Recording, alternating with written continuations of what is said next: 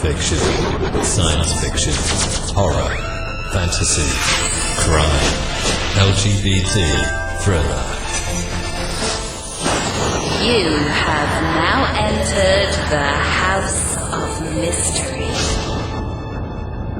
with your hosts, Eric Shapiro, David North Martino, John Copenhaver, and Al Warren. Heard on KCAA 106.5 FM Los Angeles, 102.3 FM Riverside, and 105.0 AM Palm Springs. It's called And Every Word Is True. And now that is a play on words from Truman Capote. And the book is by Gary Mcavoy. And let's start right in. How are you doing, Gary? Great, Al. Thanks. It's super to be with you today. Well, we're not there yet, so we'll see how you feel in a while. If you hear a click, you'll know how well it's going. I've had that before, and it's all good. So let's talk about you first. Let's talk about how you got into this story and how you found the documents to write this book. Sure. Well, I've been a dealer of rare literary manuscripts and first edition books for some 25 years or so. And in 2012, I was approached by a client named Ronald Nye. Ron was the son of Harold Nye, who was the lead and field investigator for the Herbert Clutter family murders that took place in Garden City, Kansas in November of 1959. Truman Capote, the author of In Cold Blood, had sent letters and signed books to Agent Nye while Capote was working on his book in Spain.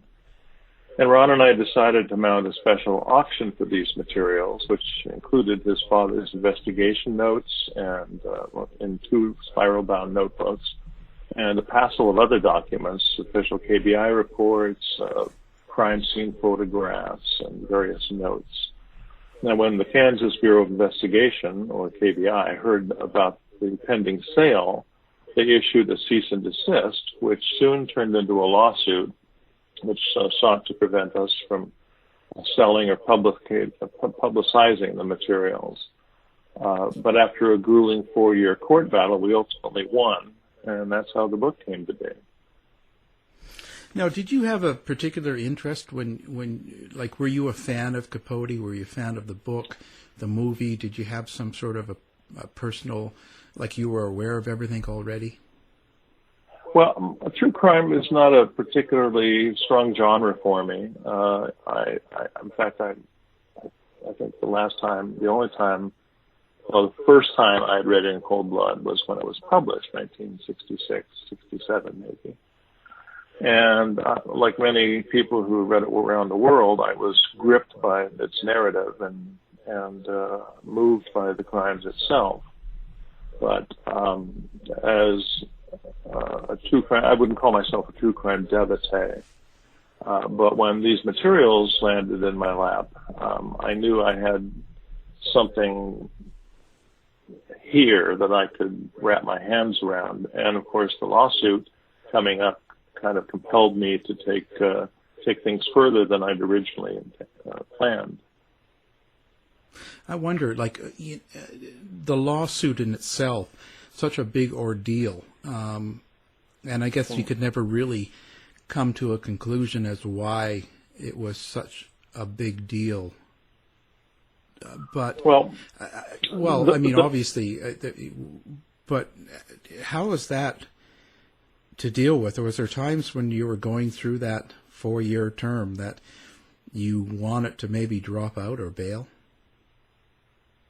No, not at all.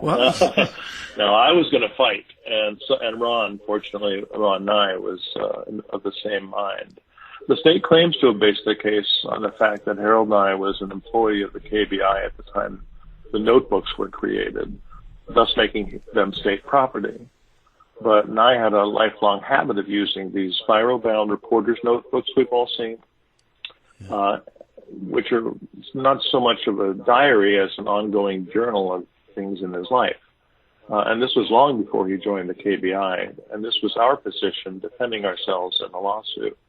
Now, the court ultimately ruled that Nye's notebooks were essentially a collection of facts, personal impressions, and to-do lists, things like that, concerning his investigation of the Clutter murders, and that the creation of these were deemed speech within the meaning of the First Amendment, and that's what it boiled down to in the end.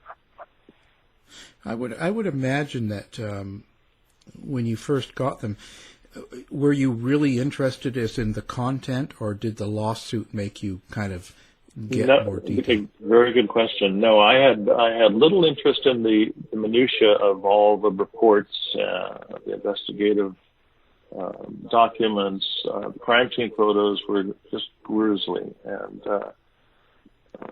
very difficult to look at. But I just wanted to mount a simple auction, and Ron had family medical needs, expenses that he needed to cover, and that's the only reason. Ron's mother, Joyce, was when Harold and I died in 2003. Joyce was cleaning out the house that her family had lived in for some 30 years. And Harold Nye was a legendary keeper of stuff, including 15 banker's boxes of his investigation reports and these spiral-bound notebooks I mentioned.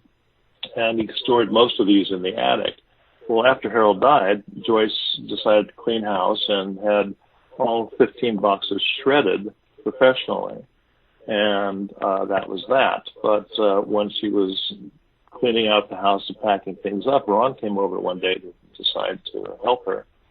And as he parked his car and started in toward the house, he looked in the trash bins and noticed that there were two books by Truman Capote. One was the first edition of In Cold Blood, signed not only by Truman, but by all the principal investigators of the Clutter murder, and the director and cast, rather crew and cast of the 1967 movie In Cold Blood. So Ron plucked these out of the trash and put them in his car, and then went in to help his mom pack up. Well, some years later, Ron discovered that his ex-wife was living in assisted housing, and this was the love of his life. And even though they divorced, he was always held this love for her. And when he found her living in assisted housing, decided that he would move her in and take care of her expenses. But as those expenses grew, he needed to find more ways of making money to accommodate those. He recalled that the books and letters, two letters that Truman had written to Agent Nye while he was writing In Cold Blood in Spain, those two books and the two letters, Ron reasoned, had some value. So he contacted a couple auction houses to see if there was any value there. And Christie's out of New York was intrigued by the materials, but it's not something they normally handle. So they recommended Ron give me a call. And when I saw the materials, I had him send everything to me to validate it. The provenance was there. The value was clearly there. And as I was going through the materials, I knew that the books and letters had collectible value, but I wasn't so sure about the rest of the documents. They just seemed ancillary to the auction, and that's how I posed the auction, with the principal pieces being the books and letters, and the other material having this historical association, as we call it. That's when the KBI discovered that we were selling original copies of the official reports, and they didn't know what was in Harold Nye's notebooks, so they didn't want to take the risk that, in their view, that there may have been investigation methods or privacy issues at stake, even though the case was well over 50 years closed and solved. that's a little background as to how the auction came to be. Yeah, I find that really interesting. These sort of things are cool. One thing that comes to my mind is, I wonder how, maybe you would know, how did Ron Nye and his mother and family feel about Capote's book?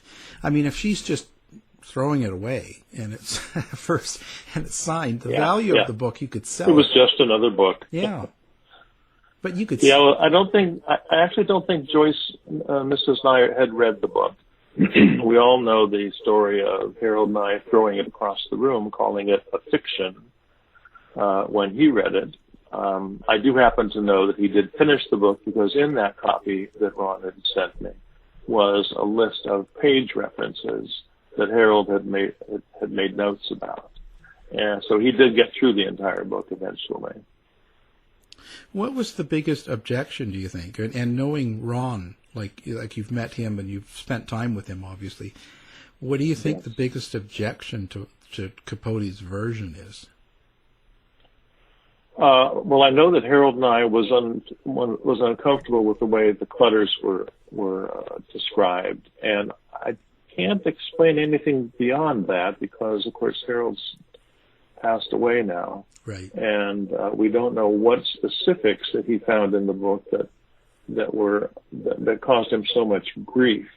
Now, for years, he had asked Ron to help him write a book about his story of the investigation. And Ron is convinced that his father knew a great deal more than was told by Capote in Cold Blood. And very likely it had to do with some of the material that I've pulled out of his notes and files and put into my book. Yeah. So now, what was your impression of Ron Nye when you met him? And salt of the earth. Yeah.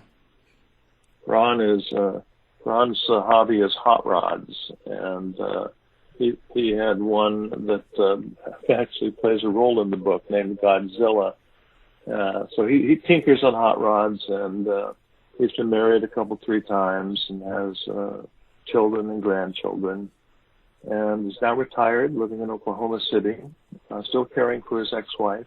And he's just a great guy, real gentle spirit. How so with, now with an eidetic memory. If I would go so far to say a photographic memory, he never forgets a thing. I interviewed him for well over 6 years in the making of this book, and the richness of his stories that I was able to extract from him were just a writer's dream, frankly. Yeah, he was on your audio book as well. Yes. I noticed that he did his parts and stuff. How does he feel now that this book is out, and he did the foreword, I believe, or part of it, and how's he feeling now? Does he feel like the story is more complete? His greatest concern, Al, was that the state had tarnished the Nye family name by calling his father a thief. To both of us, but to Ron in particular, this is one of the most disturbing aspects of the lawsuit, that the state would go so far as to call Harold Nye a thief for misappropriating state records, when all he did was took home personal copies of his own case files, which, by the way, was entirely permissible by statute at the time. The Nye family has a long and proud tradition of being one of the founding families of Kansas and Oklahoma. And those win-at-any-cost tactics employed by the Attorney General were just below the belt and greatly agitated Ron and his family. Fortunately, the court made it clear when it ruled in our favor that Nye had done nothing wrong, and that was some consolation. Yeah, I just wonder why they got so, just downright mean, I guess is the best way to put it. Why they would say something so nasty about the family like that. Why? I mean, obviously they were in attack mode. This is something they wanted real bad. But yeah, I have been asked many times what Kansas's motivation was, and it's still a mystery to us, even to both our attorneys here in Seattle and our attorney in Kansas. They were mystified the entire 4 years as to why Kansas was putting such an aggressive posture behind their lawsuit. They never explained it. We couldn't fathom it. So I just went on about my business. Yeah. It's just, you're never going to know unless they come out and say why, particularly, the whole. So now, what was the biggest surprise for you going through his notes? What shocked you the most? Actually, as I mentioned, I had not read much of Nye's case materials at all in those early days. It was 2012 at the time. Nor had I looked inside Nye's notebooks, for that matter, since all we were doing was mounting a simple auction of books and letters to help defray Ron's medical expenses. But when the specter of the lawsuit appeared, I had to learn as much of these materials as I could to explain to the court what was actually happening. But in digging deeper, I found a number of significant differences between what Capote had written in cold blood and in the documents I was holding in my hands. For example, there was an informer in the Kansas State Penitentiary by the name of Floyd Wells, who had been a cellmate of one of the Clutter killers, Richard Hickok. Now, Wells was the linchpin to both the crimes and the investigation. And while sharing the same cell at KSP, Wells had convinced Hickok that he had once worked for a rich farmer out west by the name of Herb Clutter, who kept a safe containing $10,000, and it would be an easy score to pull off. Hickok claims Wells gave him a map to the Clutter's farm and a diagram of the house, showing such details as where the office was and which bedrooms the family slept in. But the fact is, Wells only worked for Clutter as a ranch hand for some 7 months, and he left his employment before the house had even been completed. So Wells could not have known anything about it, yet someone provided that diagram for Hickok. So Hickok makes plans to rob the Clutters when he got out of prison about a month later, and told Wells he would cut him in for a share of the score.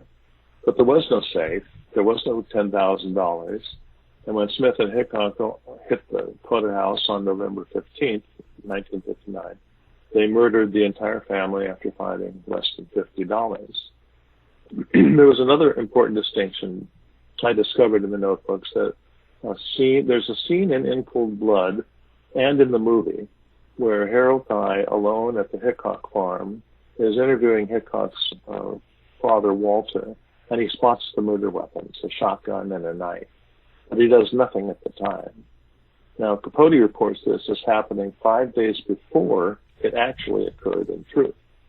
And then Nye was accompanied by several other agents with a formal search warrant. The reason for this delay was that Alvin Dewey had long believed it was a grudge killing, and as a result didn't give any credence at all to Floyd Wells' claim that Hickok and Smith were to blame, and it was just a robbery. It's a pretty important detail to have gotten wrong or misinterpreted, but it sure made for a dramatic scene in the book and in the 1967 film. Yeah, and after all, that's what's important. That's right. It's got to be the dramatic. Who cares scene. about the facts? Yeah, we got to make it catch you, and that leads me to the like I know this, and the name of the book. Maybe review that a little bit so people know why you called it "And Every Word Is True." Sure. Well, Capote had long claimed that his book was, the two words that spring to mind are immaculately factual. And even as early as 1966, within months after the book coming out, many reviewers were taking pot shots at it as being, as parts of it being untrue. But I think it was 1967, Capote was being interviewed by Karen Gunderson, a reporter at Newsweek. And in it, he gave her a fantastic quote. He said, "My book is about the Clutters, who were the four Clutters who were murdered on November 15th, and Richard Hickok and Perry Smith, who were hanged April 14th, 1965. My book is about their lives and their deaths, and every word is true. And I looked at that and I said, "This is perfect." There's irony. There's the belief that his book was true, when in fact, not just what I found, but many have in the past 50-some years. There are many errors and omissions that the book gets blamed for. My book is not a takedown of Capote or In Cold Blood by any means. It simply adds rich supplement to the material that he's provided, and gives it, I think, a fairer balance of the investigation, since Capote clearly favored Alvin Dewey as his protagonist, when in fact Harold Nye did the majority of the legwork.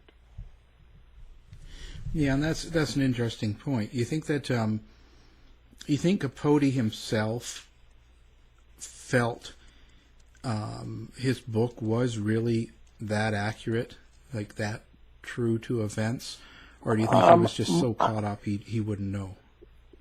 I suspect that he knew that he was creating a work of, well, as he put it, a nonfiction novel. A novel is, by definition, based on fictive devices. So he blended the fiction that he used to provide dialogue for the Clutter family, for example, or the final scene where Alvin Dewey is in the graveyard with one of the other principals. Those did not happen. He clearly acknowledged that at the end, even though, well, he said that the book is all factually accurate. Well, and I understand is that from a writer, sometimes you have to do some of your own fill in. Otherwise, there's a lot of blanks. Sometimes you can't get all the information. Right. You know, and I think he acknowledged that. I really do. If he simply hadn't used the words immaculately factual, he would have taken far less heat. Yeah. It's just interesting. Some of the things stick out for me for some reason. When you were talking about Cherokee Indian and some of what he claimed in his book about particular people like that. I just wonder where if he knew the true information, if he just tried to make it one way or another. Same as about just to clarify that point for your listeners. Capote defined Perry Smith as being Cherokee, when in fact his family was Northern Paiute, Western Shoshone, which is in no way connected to the Cherokee tribe. And though we have no idea why he used Cherokee, I surmise that it's because the Cherokee, the Navajo, and I can't remember the third right now, but the three largest tribes in North America are most commonly used, most likely because of the American television and movies. Cherokees and Navajos were more widely known. Sioux. Yeah. Sioux is the third tribe. He was very convinced that, I guess it was not Hitchcock, but Perry that killed all four members of the Clutter family, when we really don't know.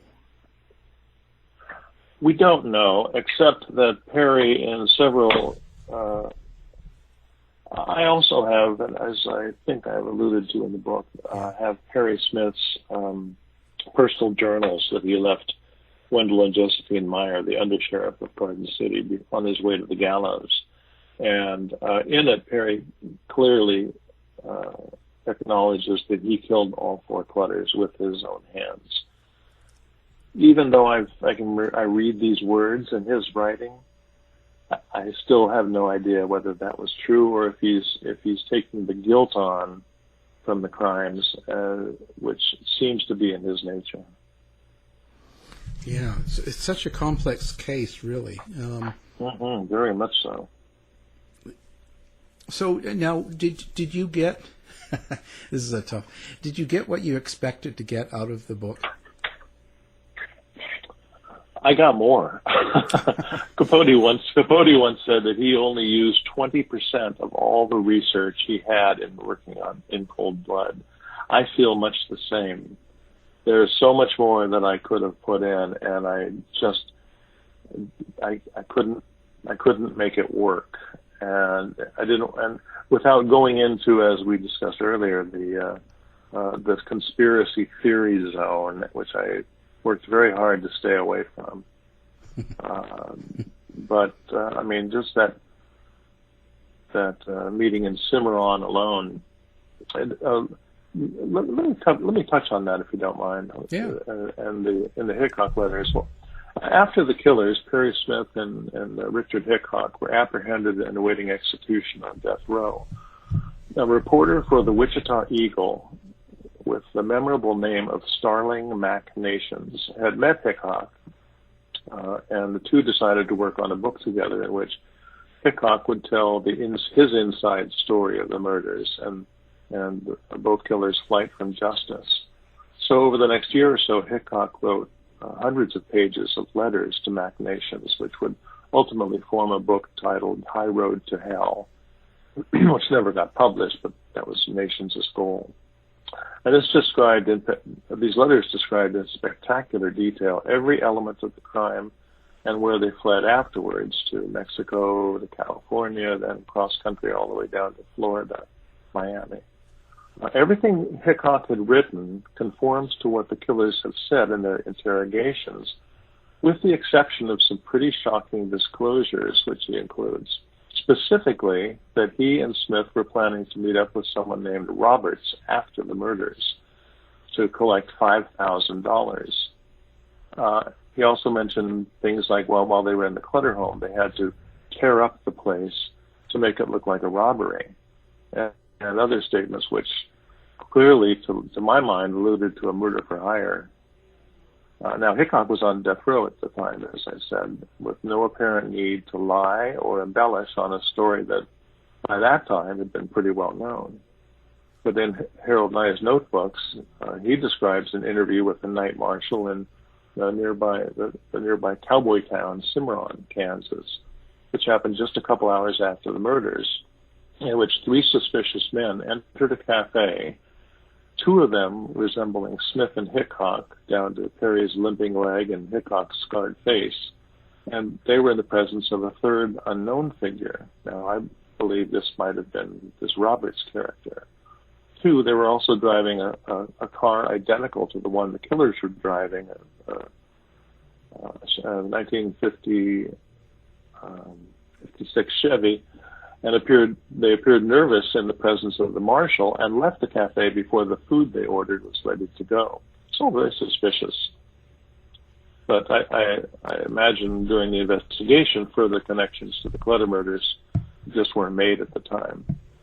But perhaps most relevant, and up to now completely unknown, part of the Clutter investigation was an incredibly important detail that the case coordinator, Alvin Dewey, had neglected to make known to anyone else, that there was evidence of Mr. Clutter having an affair with the wife of his business partner. And now Mrs. Clutter had been under psychiatric care for years and was diagnosed with depression and physical malaise and nervousness. She even slept in a separate bedroom and relied on her daughter, Nancy, and a housekeeper to attend to domestic duties. But credible eyewitness reports place Clutter and his paramour at a co-op dance in Wichita without each other's spouses in attendance. And after the dance, they headed upstairs in the hotel elevator.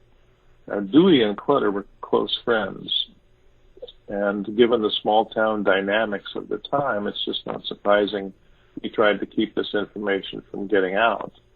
But official reports tell a pretty compelling story. And with new questions arising as to what the real motive was for the crimes in the first place. And you recall reading, by the way, that in his final days, Mr. Clutter was described as being angry and having unusual frustrations, and apparently taken up smoking. a vice so repugnant he wouldn't hire anyone who smoked or drank. And as is well known to readers of In Cold Blood, on the morning of his death, he had taken out a life insurance policy that he'd been planning to do for at least 2 years. So the breadth and depth of the material I had to work on for this book was absolutely overwhelming. One reason it took 7 years to complete. Yeah. Well, that's it. You know, you get caught into different facts or situations, and you want to find out more about them, and it's not. It's time consuming, especially when it's a dated crime like this. Yeah. Now, did you spend time trying to find out who Mr. Clutter was, and what about him would have been so alluring to kill, other than perhaps having a safe? Like, what would be the alternatives? Clutter, one thing that Truman Capote touched on, and I think rather briefly, was that Herb Clutter was a very politically important individual. I found that he was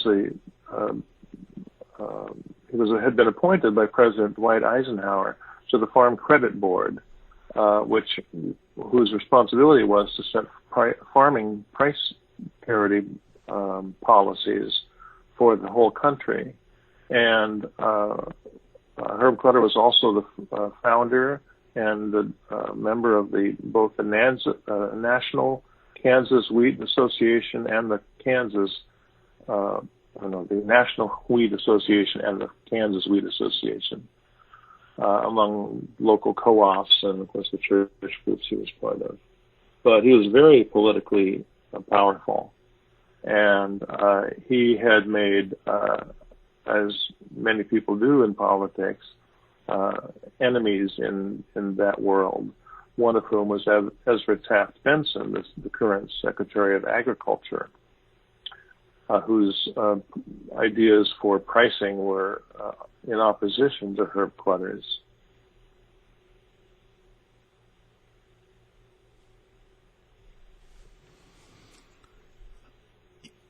No? Yeah. No, I was just, I didn't want to cut you Sorry. off. I didn't want okay. to, if you were going to. I wrapped up there, I think. Yeah, I just. Okay. But do you think that what he was and what he did and his involvements would be enough to actually have him killed? Oh gosh, speculating like that is something I've tried to avoid, but I tend to think it was more related to the affair he might have been having, or clearly was having, rather. I'd probably rather not get into any more details about that, just out of respect for the family. But it could have either been that or the politics. But it's pretty clear that you don't kill 4 people for $50. I mean, this is the motive has always left the readers wondering if that was the real story. I think that's what stands out from anybody who leaves In Cold Blood is why would 2 men do that for just $50? Yeah. Given the information I've found, it makes a little more sense. Yeah. Well, they tried to make it look like Perry was kind of had a rage, went insane, right? Right. And I don't believe that happened at all. That brain explosion. Yeah. Yeah, because they tried to make it look like he was, having a meltdown over. Right. It was a convenient device for the book. Yeah. And as Capote favored Perry Smith in his depiction of the killer throughout the book, it makes sense that would explain and somehow forgive his actions at the moment. Yeah, give it a reason. Where do you see it going now? Like, what do you plan to do now with the information you have? Are you going to go further and do another book? Or are you going to pursue more on this case? Or are you? I've thought about, I know so much more about Perry Smith and Richard Hickok than anyone who's read In Cold Blood. And if there is a demand for that material, I might go ahead and do a book on the two of them and bring in the psychology of their thinking. Yeah, I think that would be a real interesting read, to kind of go through more about them and even their relationship with each other. Yes, yeah. I think Capote covered that pretty well. But there's not much more on that I found in the materials.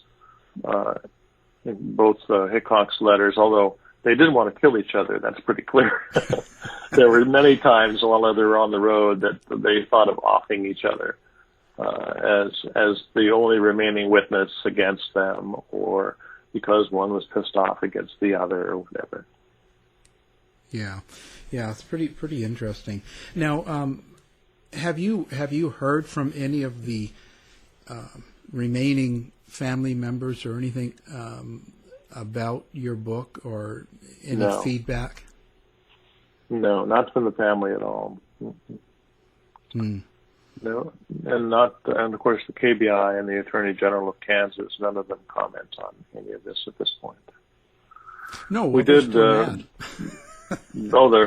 furious now that we want attorney's fees. Yeah. But the court just redeemed this a pointless lawsuit, and there were portions of it that the state clearly was out of bounds on, and the court punished them by awarding some portion of attorney's fees against the massive bill that we had. Oh, that's good. That's good. Well, it should. I